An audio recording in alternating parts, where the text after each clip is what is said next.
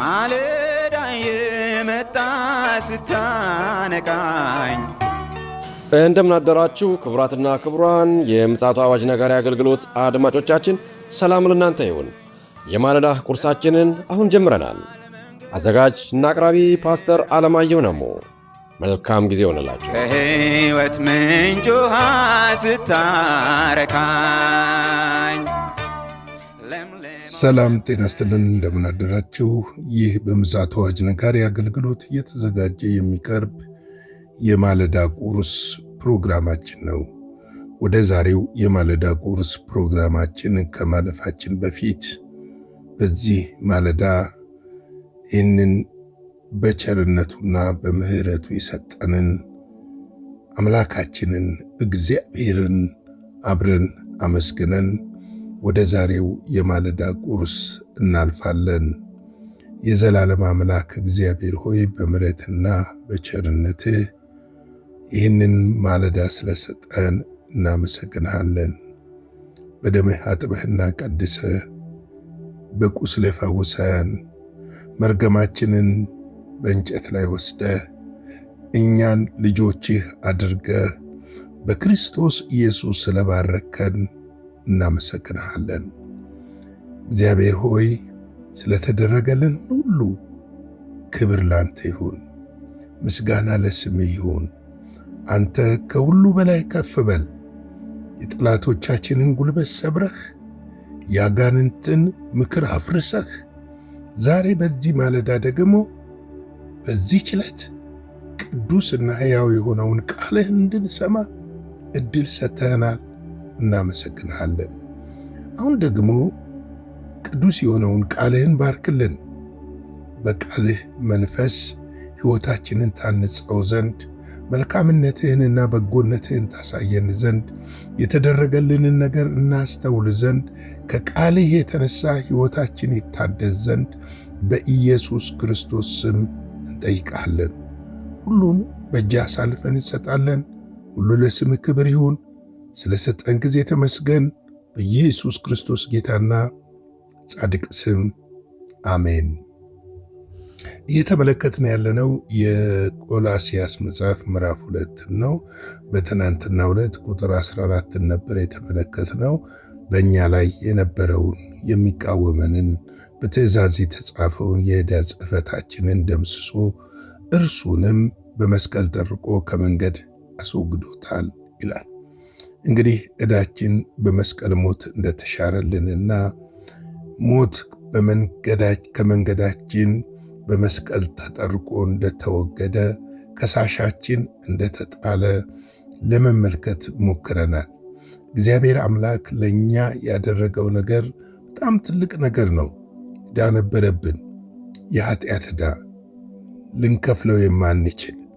አንድ መዝሙር ነበረ፣ ልከፍለው የማልችል ነበረብኝ ዕዳ የሚል መዝሙር አስታውሳለሁ። ይህ ልንከፍለው የማንችል ከባድ ሸክም የሆነ በእኛ ላይ የተጫነ ማንም ሊያድነን የማይችለውን ማንም ሊከፍልልን የማይችለውን ዕዳ በእግዚአብሔር ፊት የተከሰስንበትን ያንን የዕዳ ጽሕፈት በደሙ ለዘላለም ደምስሶታል። በደሙ ለዘላለም አስወግዶታል። ስለዚህ ነው እኔና እናንተ አሁን ባለዕዳ አይደለንም። ዕዳችን ተከፍሎልናል። የከፈለልን ደግሞ የእስራኤል ቅዱስ የእግዚአብሔር ልጅ ኢየሱስ ነው። ይህ ዕዳ ሲከፈል በመስቀል ላይ የእኛን ኃጢአት፣ የእኛን መርገም፣ የእኛን ዕዳ ተሸክሞ ነው። እርሱ ስለኛ ሞተ፣ ስለኛ ተሰቃየ፣ ስለኛ ተንገላታ፣ ስለኛ ቆሰለ፣ ስለኛ ደማ። በሱ ቁስል ተፈወስን። በደሙ ኃጢአታችን፣ ዕዳችን ተሰረዘልን። በሞቱ ትንሣኤን አጎናጸፈን። ሞታችንን ሽሮ በትንሣኤው ትንሣኤን አጎናጸፈን። ይህንን ያደረገው ለእኛ እንደሆነ ልናውቅ ልንረዳ ያስፈልጋል ማለት እወዳለሁ። ለዚህ ነው በዚህ ስፍር ላይ በመስቀል ጠርቆ ምን አድርጎታል ይላል? ከመንገድ ተወግዷል። ከሳሻችን አሁን መንገዳችን ላይ የለም። መንገዳችን የብርሃን መንገድ ነው፣ የጽድቅ መንገድ ነው። የተሰጠን የእውነት ቅድስና ቤዛነት የተደረገልን መንገድ ነው። በዚህ መንገድ ላይ ከክርስቶስ ኢየሱስ ጋር ለዘላለም እንሄዳለን። ክብር ለኢየሱስ ይሁን። ዛሬ ደግሞ የምንመለከተው ቁጥር 15ን ነው። ቁጥር 15 ደግሞ እንደዚህ ይለናል፣ አለቅነትን፣ ስልጣናትን ገፉ፣ ድል በመንሳት በእርሱ እያዞራቸው በግልጥ አሳያቸው ይላል። ጠላት ዲያብሎስ ተሸንፏል። ያሸነፈ ጠላት የለንም። የተሸነፈ ጠላት ግን አለን። አለቅነቱ ተገፏል፣ ስልጣኑ ተገፏል፣ ድል ተነስቷል። ይህ ብቻ አይደለም፣ እያዞረ በግልጥ አሳይቷቸዋል። ጠላታችሁ ተሸንፏል ብሎ የምስራች አብስሮልናል። የእኛን ሞት የእኛን ሲኦል ሲጠባበቅ የነበረው ዲያብሎስ ለዘላለም እንደተሸነፈ መጽሐፍ ቅዱስ በዚህ ስፍራ በግልጽ ይነግረናል። በእኛ ላይ የነበረው ስልጣን ተገፏል። አሁን ስልጣን የለውም። ስልጣን ከሌለው ደግሞ በእኛ ላይ መወሰን አይችልም። በሚያምኑት ላይ ስልጣን አላቸው አለም። በሚያምኑት ላይ፣ ለእሱ በሚሰግዱት ላይ፣ በክርስቶስ ኢየሱስ አምነው ባልዳኑት ላይ፣ ከክርስቶስ ኢየሱስ ጋር ባልተጣበቁት ላይ ስልጣን አለው። በእኛ ላይ ግን ስልጣን የለውም። ይህንን ስልጣን ለአንዴና ለዘላለም ክርስቶስ ኢየሱስ ከሱ እጅ እንደወሰደው መጽሐፍ ቅዱሳችን በግልጽ ይነግረናል። ለዚህ ነው ጌታ ኢየሱስ ክርስቶስ በማቴዎስ 18 ላይ ሲናገር በማቴዎስ 28 ቁጥር 18 ላይ ሲናገር አለቅነትን ስልጣንን ሰጠኝ ይላል። አለቅነትና ስልጣን በማን እጅ ነው? በኢየሱስ ክርስቶስ ነው። በክርስቶስ እጅ ነው። የተሸነፈ ጠላት ነው ያለን። አሁን ያሸነፈ ድል የነሳ ጠላት የለንም። ስልጣኑ የተገፈፈ ድል የተነሳ ጠላት አለን። ነገር ግን ሊያስፈራራ ይችላል። ደካሞችን ሊጠቀምባቸው ይችላል።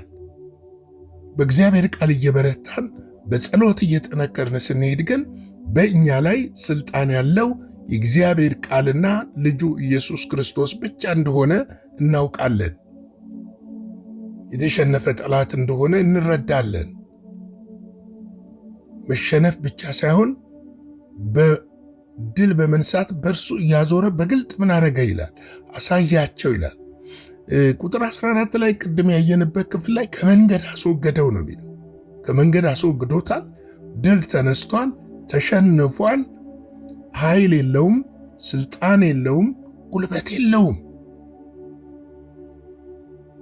ስለዚህ አሁን እኔና እናንተን ሊያስፈራራበት የሚችል ምንም መብት እንደሌለው በግልጽ ያሳየናል። ቆላስይስ 2:10 ላይ እንደዚህ ይላል፣ ለአለቅነትና ለስልጣንም ሁሉ ራስ በሆነው በእርሱ ሆናችሁ ተሞልታችኋል ይላል። በማን? በክርስቶስ ኢየሱስ። አሁን የተሞላ ነው። አሁን በሕይወታችን ውስጥ የነገሰው፣ አሁን በእኛ ሕይወት ውስጥ ያለው የእስራኤል ቅዱስ የእግዚአብሔር ልጅ ኢየሱስ ክርስቶስ እንጂ የዲያብሎስ መንፈስ አይደለም።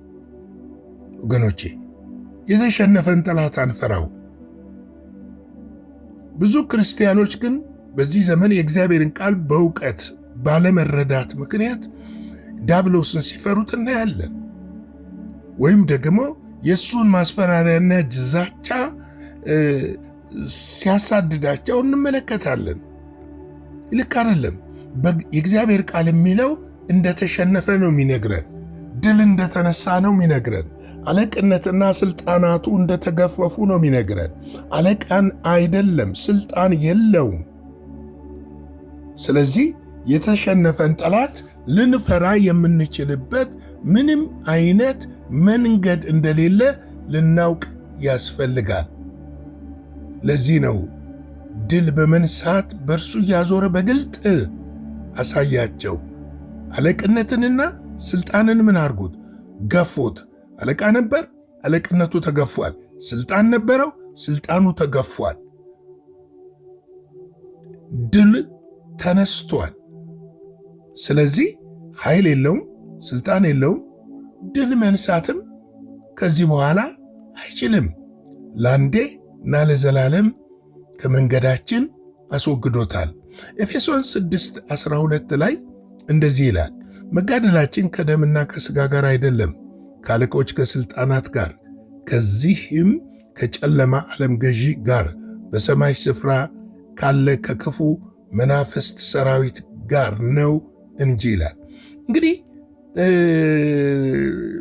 በመንፈሳዊ ዓለም ውጊያ የምናደርገው ከነዚህ ስልጣናቸውና አለቅነታቸው ከተገፈፈ ነገር ግን በሚያምኑት ላይ ለሱ በሚሰግዱት ላይ ስልጣን ካለው ከዲያብሎስ ሥራ ነው። መጽሐፍ ቅዱሳችን እዚሁ ኤፌሶን ምዕራፍ 6:12 ላይ ይላል አታላይ እንደሆነ ዲሲቨር እንደሆነ ይነግረናል። እስቲ ያንን ክፍል ተመልክተነው እንምጣ። ኤፌሶን ምዕራፍ 6 ላይ ምን አይነት እንደሆነ መጽሐፍ ቅዱስ በግልጽ ይነግረናልና፣ ምክንያቱም ይህንን መረዳት ያስፈልገናል። እንደዚህ ነው የሚለው ቁጥር 11 ከቁጥር 10 ጀምሮ ላንብበው። በቀረውስ በጌታና በኃይሉ ችሎት የበረታችሁ ሁኑ፣ የዲያብሎስን ሽንገላ መጀመሪያ በኃይሉ ችሎት የበረታ ልንሆን ያስፈልጋል። ሽንገላ ማለት አታላይ ነው። አታላይ ሰው ደግሞ ኃይል የለው። አታላይ ሰው ስልጣን የለው። ኃይል ያለው ስልጣን ያለው ሰው አያታልልም። በስልጣኑ ያዛል፣ በኃይሉ ይጠቀማል። ነገር ግን እርሱ ዲያብሎስ ሸንጋይ ነው። ሽንገላን ትቃወሙ ዘንድ እንዲቻላችሁ የእግዚአብሔርን ዕቃ ጦር ሁሉ ምን አድርጉ ይላል? ልበሱ ብሎ ይነግረናል። አሁን ትልቁ ችግር ያለው እዚህ ጋር ነው። ሰዎች በዲያብሎስ እስረኛ እንኳን ባይሆኑ በዲያብሎስ ፍራቻ ውስጥ የሚኖሩበት ምክንያት ስልጣንና ኃይሉን እንደተነጠቀና እንደተገፈፈ አለማወቃቸው ሲሆን፣ ሁለተኛው ደግሞ የእግዚአብሔርን ዕቃ ጦር ሁሉ አለመለበሳቸው ነው። ስለዚህ በቀላሉ በእርሱ ሽንገላ ምን ይሆናሉ?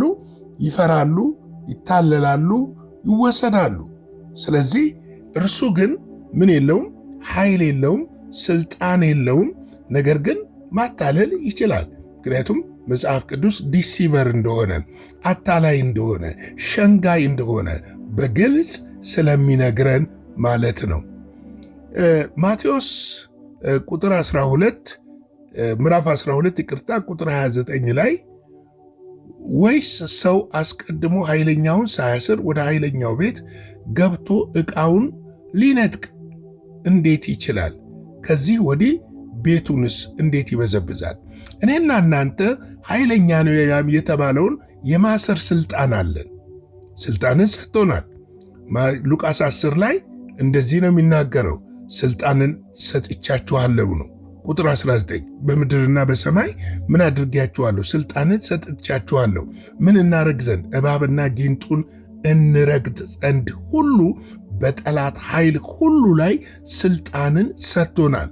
የሚጎዳችሁ ደግሞ አንዳች ነገር የለም ብሎ ነው የሚናገረው። ስልጣን የተሰጠው ሰው አይፈራም። ስልጣን ያለው ሰው ስልጣኑን ይጠቀምበታል። ምክንያቱም ዲያብሎስ የዚህ ዓለም ገዢ ይሁን እንጂ ከዚህ ዓለም ገዥነት በእኛ ላይ ስልጣን የለውም። ስልጣን ያለው በሚያምኑትና በሚከተሉት ነው። ስለዚህ ነው ማንፈራው።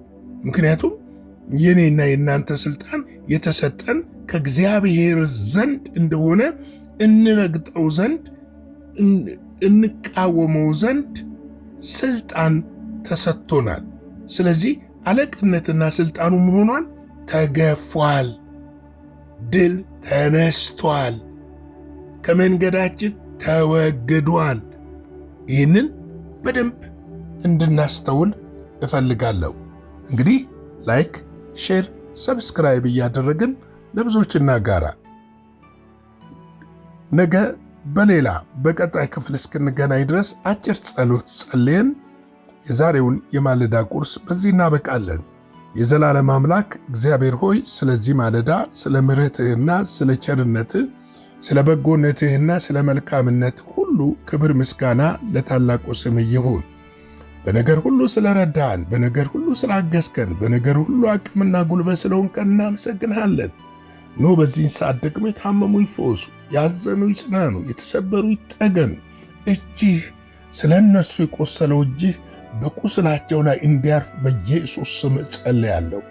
ልባቸው በተለያየ ነገር ያዘነ እግዚአብሔር ሆይ የደስታ ዘይት በልባቸው ላይ ታፈስ ዘንድ በክርስቶስ ኢየሱስ ስም እጠይቃለሁ። ሁሉ ለስም ክብር ይሁን። ስለ ሁሉ ነገር ተመስገን።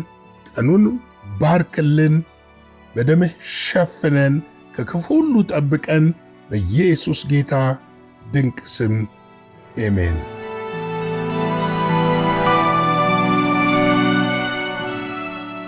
በነበረን የመልእክት ክፍለ ጊዜ እንደተባረካችሁ ተስፋ እናደርጋለን። በነገው ማለዳ በሌላ ዝግጅት እንገናኛለን። መልካም ቀን።